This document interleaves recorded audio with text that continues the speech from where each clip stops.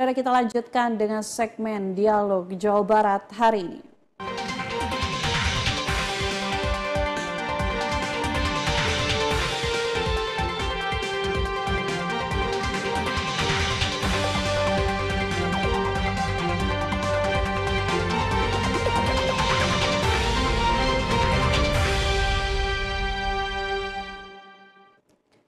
Segmen Dialog Jawa Barat hari ini mengusung tema sinergi untuk meningkatkan budaya literasi dalam dunia pendidikan.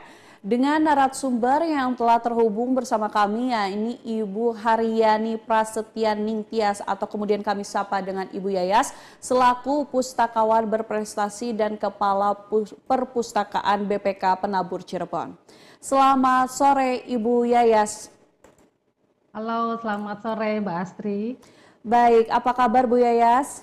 Baik sekali Mbak Astri. Terima kasih telah bersedia meluangkan waktunya untuk berdialog bersama kami di Jawa Barat hari ini. Kita akan membahas terkait bagaimana sih meningkatkan budaya literasi di dunia pendidikan, khususnya di dunia sekolahan begitu ya, karena pendidikan kan cukup luas juga di sekolah. Nih, Bu Yayas selaku pustakawan, apa sih peran pustakawan untuk meningkatkan budaya literasi di sekolah? Perannya banyak ya sebenarnya, tidak hanya berkaitan dengan buku begitu ya. Kadang-kadang kalau kita bicara pustakawan, ya itu yang jaga buku aja begitu ya. Tapi sebenarnya adalah di bagian dari komunitas yang di sekolah begitu ya. Akhirnya ketika pustakawan menjadi bagian dari sekolah, ya berarti banyak kegiatan yang bisa dirancang gitu ya sama pustakawan, kolaborasi dengan kegiatan sekolah mungkin dengan guru gitu. Jadi yang harus bisa dilakukan dengan sekreatif mungkin Mbak Astri. Iya, baik Bu Yayas, apakah memang kunjungan siswa sekolah ke perpustakaan itu minatnya masih tinggi? Karena mengingat di era digitalisasi saat ini masyarakat atau anak sekolah lah semuanya sudah memiliki gawai begitu. Mereka lebih memilih segala sesuatu informasi mencarinya lewat internet. Bagaimana tuh hari ini kondisinya di lapangan seperti apa Bu Yayas? Nah, itu tantangan Mbak. Tantangan begini, kan sekarang setiap anak tuh hampir gitu ya, paling tidak siswa SMP itu sudah pegang gadget gitu ya. Betul. Itu tantangan yang sekarang ini gitu ya. Bagaimana peran terutama untuk membaca itu bisa dilakukan dengan gadget misal gitu ya, supaya walaupun tidak membaca buku tetapi juga bisa membaca di gadget gitu. Itu tantangannya. Walaupun sebenarnya sekarang saya kan setiap hari di perpustakaan ya Mbak, di perpustakaan BPK Penabur. Masih loh Mbak, mungkin anak-anak gitu ya, bosen kali ya gitu ya. Jadi Bu masih mengharapkan banyak yang cetak Mbak. Masih banyak.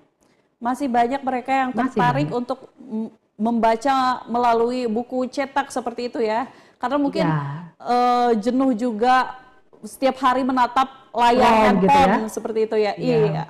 Ya, alhamdulillah luar biasa apabila memang di kenyataannya di lapangan apalagi di sekolah BPK Penabur ini masih banyak minat siswa untuk datang ke perpustakaan begitu, berkunjung ke perpustakaan. Namun memang banyak sekali begitu ya Bu Yayas di luar sana gitu, mungkin di lingkungan pendidikan yang di luar BPK Penabur banyak anak sekolahnya yang memilih untuk membaca informasi melalui gawainya masing-masing. Nah ini apakah memang ada perbedaan nih manfaat apabila seorang anak gitu ya, suatu individu membacanya secara langsung melalui buku cetak atau juga melalui media elektronik seperti itu? Mana yang jauh signifikan untuk perkembangan intelijensi dan lain sebagainya terhadap anak?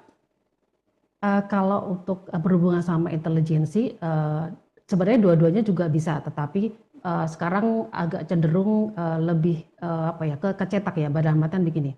Bukan berarti kita tidak dengan digital itu anti itu enggak ya, tetapi ketika buku cetak itu pertama anak jadi lebih konsentrasi karena tidak terdistrak begitu ya dengan notifikasi yang ada di HP atau di tab gitu ya. Jadi itu mungkin ada beberapa yang kadang-kadang sekarang yang di kabar terakhir yang di Swedia bla bla gitu itu kembali ke cetak, ke nulis karena beberapa ada indikasi ketika anak di gadget terus begitu itu akhirnya dia akan terhambat gitu ya. Itu mungkin Mbak. Tapi kalau secara dua-duanya bisa oke. Karena sekali lagi di digital ketika berhubungan sama pendidikan ya harus didukung. Jadi jangan hanya dilepas untuk anak akses sendiri gitu ya. Jadi ada belajar literasi digital, literasi informasi, bla bla itu juga harus selain diterapkan literasi digital, cetaknya juga itu harus tetap dikembangkan misalnya dengan koleksi yang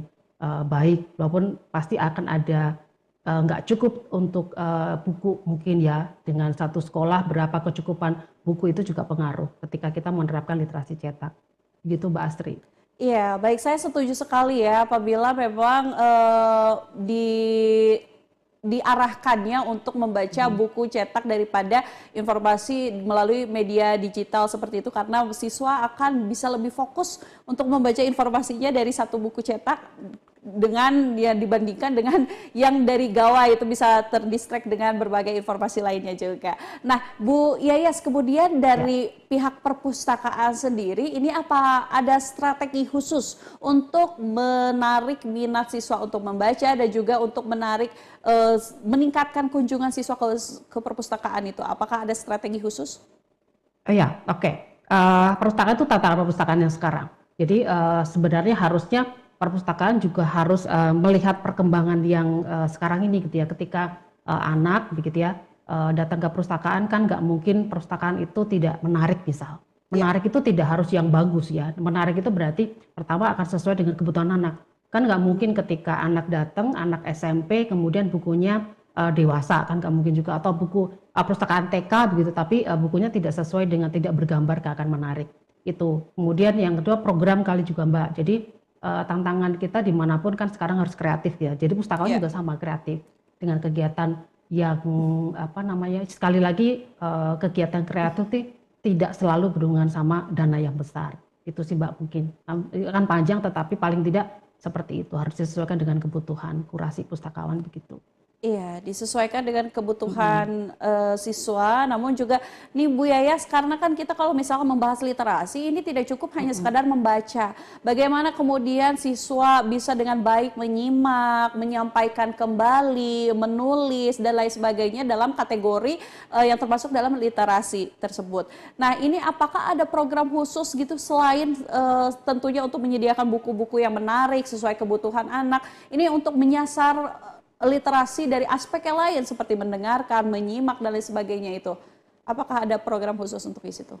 Oke, sebenarnya bukan masalah ya, istilahnya permasalahan literasi itu memang panjang dalam artian dari sejak dini pun begitu ya, itu harus istilahnya diprogramkan. Jadi ketika misal nih kita bicara literasi itu sebenarnya harus jangan dilihat, oh kan kenapa itu literasi di tingkat SMP dan SMA itu kecil gitu ya. Sebenarnya harus balik. Kenapa ya? Karena mungkin dari sejak TK mereka tidak dibiasakan ketika harus membaca, kemudian pustakawannya atau gurunya storytelling, kemudian read aloud, bla bla gitu. Jadi itu ada program yang dari sejak dini, jadi keluarga, tidak dari TK, dari kalau sekolah berarti TK, tetapi kalau bicara keluarga berarti dari TK, itu dari orang tua begitu ya. Jadi bagaimana orang tua itu salah satunya bisa membacakan buku di rumahnya begitu lah. Ada satu yang menarik juga. Jadi ini masih program berjalan. Itu ada gerakan, kalau di kami itu gerakan bacakan aku buku. Jadi orang tuanya itu wajib membacakan 1 minggu 1 buku kepada anaknya begitu. Dari situ itu si anak itu akan duduk stay dengan orang tuanya itu 5-10 menit untuk mendengarkan. Nah nanti kan dari situ dia akan konsentrasinya akan 10 menit itu, maksimal 10 menit gitu loh. Kalau bisa 15, tapi 10 menit cukup. Orang tua membacakan buku, lah kemudian si orang tua itu nge-review. Tadi yang dibacakan apa gitu. Nah anaknya kan akan, karena tadi mendengarkan, akhirnya dia akan terlatih untuk mengutarakan. Nah gitu, itu memang harus sejak dini Mbak.